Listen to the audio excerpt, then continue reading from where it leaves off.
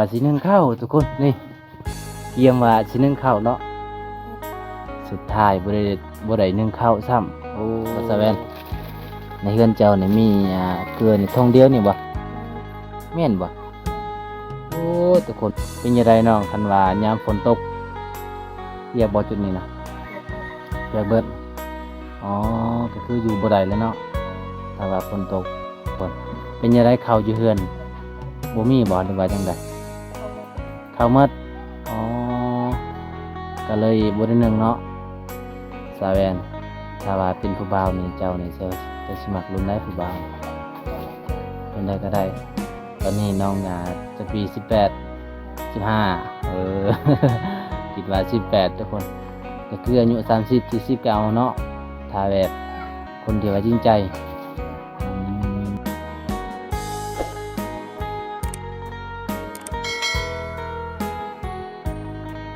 สบายดีสาแวนสบายดีเห็นยัง ที่รองเท้านึ่งข้าวยังบ่ทันนึ่งข้าว แล้ว โอ้เอาทุกคนมื้อนี้ก็มาแบบถึกทีถึกเวลาทุกคนตอนนี้ก็คือสาวแวนสิได้นึ่งข้าวเป่าไฟทุกคนอันนี้ก็จะเป็นเฮือนซานเฮือนครัวของน้องทุกคนนี่พูนเบิ่งทางนั้นก็ดอกหมดลูกแล้วบ่จบแล้วเป็นยังไงคือว่าคอสิแฮบเป็นไข่เป็นไข้โอ้แม่งกินฮอดผู้บ่าวบ่น้อง วอบ่แม่นบ่แม่นบ่โดนแม่อ๋อเป็นไข้จังมื้อแล้วความมือ3 มื้อโอ้เอาทุกคนมาเบิ่งตอนนี้สาวแว่นก็สิได้นึ่งข้าวตอนนี้ก็คือน้องบ่สบายแน่แต่ก็จำเป็นต้องได้เฮ็ดเนาะแม่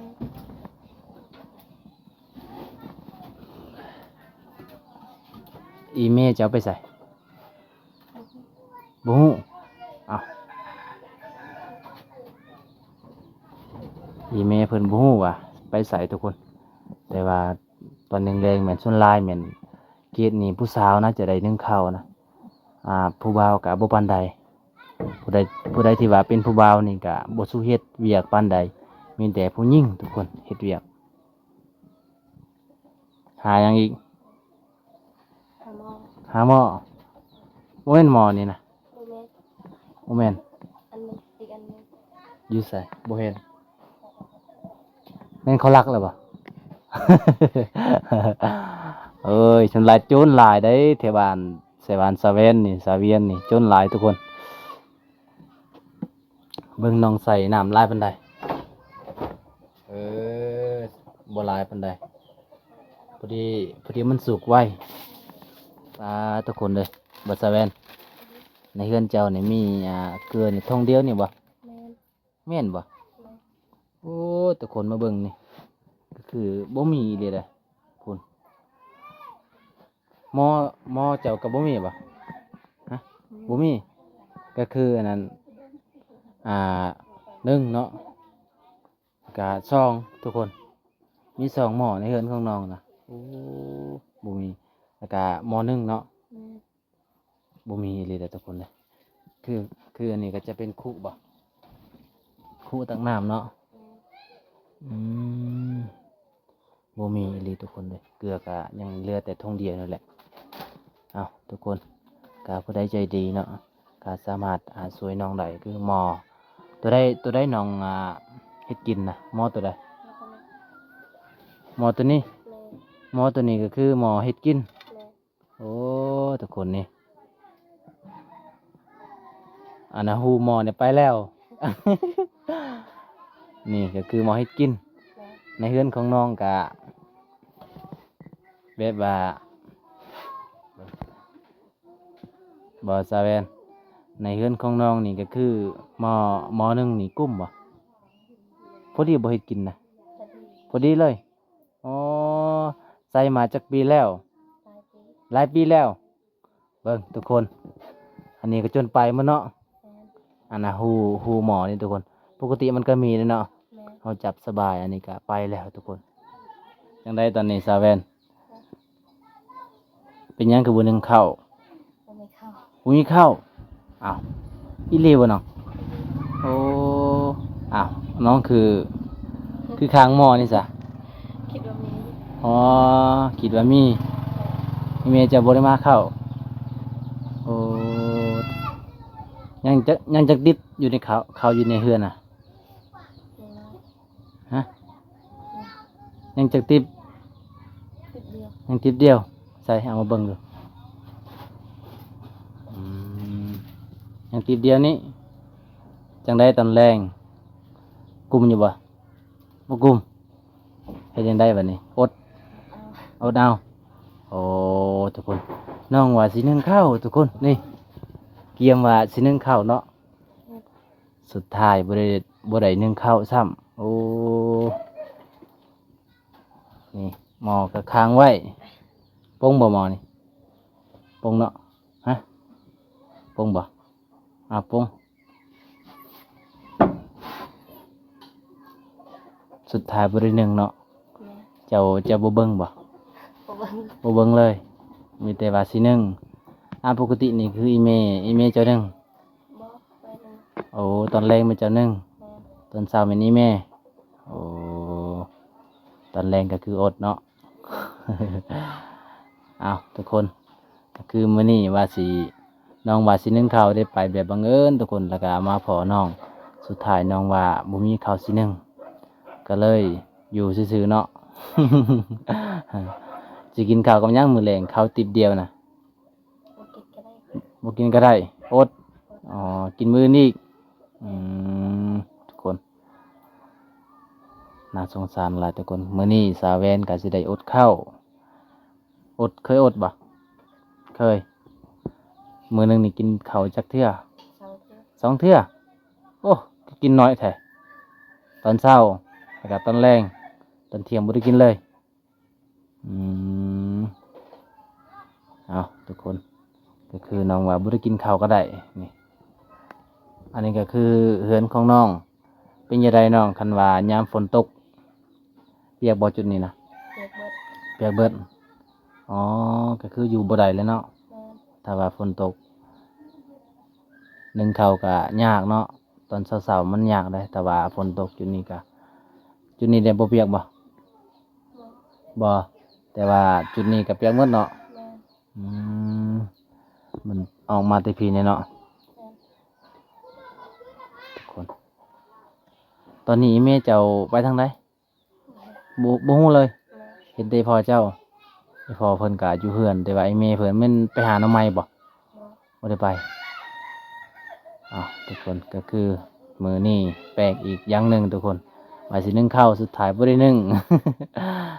มื้อหน้าอีกน้องก็สิได้นึ่งคือเก่าทุกคน เป็นจังไดข้าวอยู่เฮือนบ่มีบ่หรือว่าจังใด เข้าหมด ข้าวหมดอ๋อก็เลยบ่ได้นึ่งเนาะเพราะว่าต้องได้อดแน่ แต่ละมื้อบางมื้อก็อดบางมื้อก็บ่ได้อดเป็นจังไดข้าวให้สุกแล้วบ่ แม่ ยังบ่สุกเดือนใดสนองปลูกน่ะ บ่ฮู้บ่ฮู้บ่จื้อ แม่ เดือน6เดือน7เนาะประมาณส่ำนั้นแหละ แต่ว่าฮอดเดือน10ก็สิได้กินข้าวใหม่บ่สุกบ่เดือน10 สุก สุกเนาะเจ้าก็สิไปฮูดบ่ไปเวลาเขาฮูดข้าวนี่เขาเอาแห้งกันบ่ บ่ บ่ได้เอาฮูดไผฮูดมันเลยอ๋อถ้าผู้ใดแล้วก็คือแบบบ่ได้ช่วย ผู้ใดแล้วฮะช่วย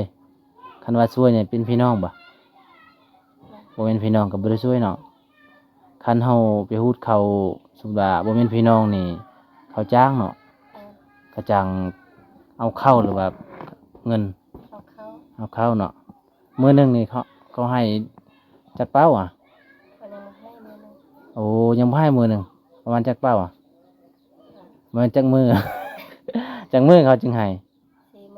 4 มื้อ 4 มื้อตะเป่าโอ้แสดงว่าก็ใครอยู่เนาะ4 มื้อตะเป่าเป่าสีหยังสีเหลืองๆบ่ แม่ อืมเพราะว่าเฮาบ่มีเงินก็ต้องได้เฮ็ดน้ำเขาเนาะก็คือรับจ้างน้ำเขาปีนี้น่ะก็ว่าสิได้หลายบ่เขาเจ้าบ่ได้หลายกว้างบ่ กวาง ให้กว้างอยู่บ่อ๋อ บ่ได้เฮ็ดอีพ่ออีแม่ แม่ แล้วก็เจ้าไปอยู่อาณาเวียงจันทน์น่ะจักเดือน4 เดือนแต่เดือนหยัง เดือนหก โอ้เดือน6เจ้าบ่ได้ซักเลยเขาให้ไปเลย แม่ อืมคืออีเมให้ไป เจ้าก็เลยไปบ่แม่นลักไปบ่บ่แม่น บัดนี้มาแต่เวียงจันทน์แล้ว ก็คือเงินกะได้บ่หลายเบิดซ้ำอืมตอนนี้กินข้าวแล้วบ่ตอนข้าวแรงนี่ แม่ ยังบ่กิน เป็นจังไดบ่สบายบ่ แม่ คือว่าเห็นนอนอยู่กินนี่กินยาเลยยังบ่กิน อยู่บ้านเฮามีร้านขายยาบ่มีบ่อืมจังน้อยสิไปใส่ต่อ อาบน้ำ ไปอาบน้ำกับหมู่เจ้า แม่ สาวยินสาวติสาวแวนคันเจ้าได้เงินนี่เจ้าอยากซื้อหยัง ซื้อสังกะสี ฮะ ซื้อสังกะสีสิเฮ็ดเฮือนครัว แม่ โอ้ก็คือน้องไปหาเงินตอนนั้นก็คืออยากได้สังกะสีบ่ แม่ อ๋อแต่ว่าบ่ได้เนาะค่ากินค่าอยู่ก็เสียค่าห้อง มันก็หลายเติบเนาะน้องสิเฮ็ดใหญ่บ่ประมาณจักแผ่น ลายเป็น หลายแผ่นได้ประมาณ20ได้อยู่บ่สาวเนาะอันนี้แม่นบ่ฮอดสาวเนาะอันน่ะตัวนี้ อันนี้คือบ่ฮอดสาวทุกคนบ่ฮอดประมาณ6-7 แผ่นนี่แหละถ้าว่าน้องมีสังกะสีแล้วก็สิเฮ็ดเฮือนครัวใหญ่ๆอ๋อก็คือจุดนี้มันก็อยู่บ่ได้แล้วเนาะ แม่ สังกะสีอยู่บ้านเฮานี่หรือว่าอยู่เมืองเฮานี่ประมาณจักแผ่นหนึงจักพันบ่ฮู้อ๋อถ้าว่ามีผู้ใหญ่ใจดีอยากซื้อให้น้องไผสิไปซื้อให้พ่อเจ้าขับรถเป็นบ่ เป็น เป็นเจ้าเด้ เป็น ถ้าผู้ใหญ่ใจดีบอกว่าให้สาวแวนไปซื้อเด้อเจ้าสิเกได้บ่ ได้ ได้บ่ แม่นบ่ได้ จักกะตกอยู่อันน่ะอยู่เซละนองบ่จัก ก็คือถ้าว่ามีผู้ใหญ่ใจดีให้ก็สิให้พ่อไปซื้อเนาะอืมประมาณ10 แผ่นนี่ก็เจ้าถือได้บ่ถือได้เนาะใส่รถหยังรถจักรโอ้เก่งนี่เนาะก็จะขับเนาะจัดรถจักรแล้วก็ฮอดบ้านเลยเนาะ โอ้ทุกคนเลยก็คือน้องไปหาเงินตอนนั้นไปไปหากะไก่ทุกคน ไปหาอยู่นครหลวงเวียงจันทน์เลย เป็นครั้งแรกบ่ที่ไปเบิ่งเมืองใหญ่ แม่ ครั้งแรกเนาะแตกต่างกันหลายจากเมืองเฮาเนาะเมืองเขาเป็นยังไงบ่มีต้นไม้บ่มี มีแต่เฮือนสูงๆเนาะ แม่ แต่ว่ามาเฮือนเฮาได้ยินเสียงนกมีแต่ต้นไม้หลายๆเนาะถ้าว่าได้สังกะสีแล้วน้องก็สิเฮ็ดเฮือนครัวใหม่นี่แหละทุกคน เพราะว่าน้องก็แบบว่าอยากมีเฮือนครัวดีๆทุกคน อันนี้ก็คือไม้สอดบ่นี่เนาะ แม่ ไม้สอดเนาะอันนี้ มันก็สิดอกแล้วทุกคน อยู่บ้านเฮามีลายใหม่นี่เนาะ แม่ มีลายเลยทุกคนเฮ็ดแบบธรรมดา ถ้าว่าเฮามีก็สิได้เอมแบบแปลนเนาะ อันนี้คือบ่มีก็ต้องใส่แบบผ้ากะเตะทุกคน แล้วก็ไม้เอมเฮ็ดแบบธรรมดา แต่ว่าสังกะสีนี่ต้องเอาสังกะสีแบบนี้บ่น้อยจังเลย แม่ โอ้ถ้าว่ามันงามกว่านี้แบบสังกะสีมันหนาๆมันก็สิแพงนี่เนาะบ่มีเงินซื้อประมาณจักล้านเนาะประมาณได้บ่ อยู่เมืองนี่ก็แผ่นหนึงก็เท่าไหร่55บ่55,000 20 แผ่น20 แผ่นครบเนาะอืมเอาทุกคนก็คือว่าผู้ใดสงสารน้อง ผู้ใดอ่าเห็นดอกเห็นใจน้องก็คือสามารถทักหาบ่วงทุกคนก็คือสังกะสีของน้องแม่นมันพังแล้ว แต่ว่าอยู่นี่ก็คืออยู่บ้านเฮานี่ เวลาไปหาเงินก็บ่มีบ่อนไปเนาะ แม่ แต่ว่าอยู่บ้านเฮาเฮ็ดหยังในหลักๆนะ ทำไม เฮ็ดหน่อไม้เนาะเฮ็ดหน่อไม้ทุกคน กระสอบหนึงก็บ่ฮอดซ้ำ10 โลเนาะ บ่ฮอด10 โลซ้ำทุกคนสอบหนึงน่ะบ่ฮอดอันสิได้ก็2 โลเนาะคันว่าเฮาตากแห้งแล้ว เพื่อสิได้เงินบ่แม่นเรื่องง่ายทุกคน อันลายเป็นอะไรนั่น จังใดว่าจังใดเจ้าสินึ่งข้าวแต่ว่าข้างหม้อไว้ซื่อๆ บ่มีข้าวสินึ่งเนาะอืมพูนอันนั้นก็ว่าสิเกียมนึ่งข้าวนั่นแหละทุกคนเลยแต่สุดท้ายบ่ได้นึ่งซ้ำแม่ว่าข้าวยังหลายบ่ข้าวยังน้อยเดียวส่ำนั้นก็เลยประหยัดไว้โอ้เอาทุกคน ถ้าว่ามีผู้ใหญ่ใจดีสิซื้อให้เขาน้องก็สิเอาบ่เอาเนาะให้หยังก็เอาเนาะเพียงแต่ผู้ใหญ่ใจดีให้ทุกคนน้องก็บ่ได้ปฏิเสธนะเป็นจังไดกระตายสบู่เจ้าซื้อแล้วบ่ยังบ่ซื้ออืมบ่ซาแวนถ้าว่าเป็นผู้บ่าวนี่เจ้านี่จะสิมักรุ่นใดผู้บ่าวรุ่นใดก็ได้ถ้าว่าผู้บ่าวนี่อายุประมาณจักปีเจ้าสิเอา ถ้าได้ก็ได้30น้องสิเอาบ่30 ปีก็เอา ตอนนี้น้องจักปี18 15คิดว่า18ทุกคนก็คืออายุ30 40ก็เอาเนาะถ้าแบบคนที่ว่าจริงใจอืมคันคนบ่จริงใจนี่ว้าวบ่เอาว้าวสเปคของเจ้านี่คนแบบสูบยาก็เอาบ่มักบ่คนสูบยา โอ้กินเบียร์กินเหล้าก็เอาบ้าว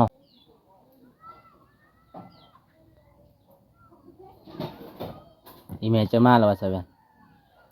มาแล้วถามเลยบ่ถามแล้วเมย์ว่าจังใด บ่มีข้าวสิมาอ๋อบ่น้องแบบว่าประเพณีของน้องก็คือการแบบประเพณีชาวเวียนบ่ชาวเวียนคือกันบ่เวลาเฮ็ดดองนี่ต้องมีงัวอ๋อมีงัวมีควายมีแบะพร้อมมีไก่จักโต5 โต แม่นบ่ไก่5 โตอ๋อส่วนสาวเวียนว่าข่อย16 โตเด้อเจ้าบ่5 โตเออ ทุกคนเลยแต่ละเฮือนเห็นบ่คือกันเนาะสมมุติว่าได้งัวแล้วควายก็ยังได้บ่ได้อ้าวแบะเด้ยังได้คือเก่าบ่ได้เวลาถ้าเขาเจ้าสิเฮ็ดดองนี่ก็คือแบบเจ้าต้องอยู่เฮือนอีแม่อีพ่อหรือว่าเจ้าต้องมือเฮือนพัว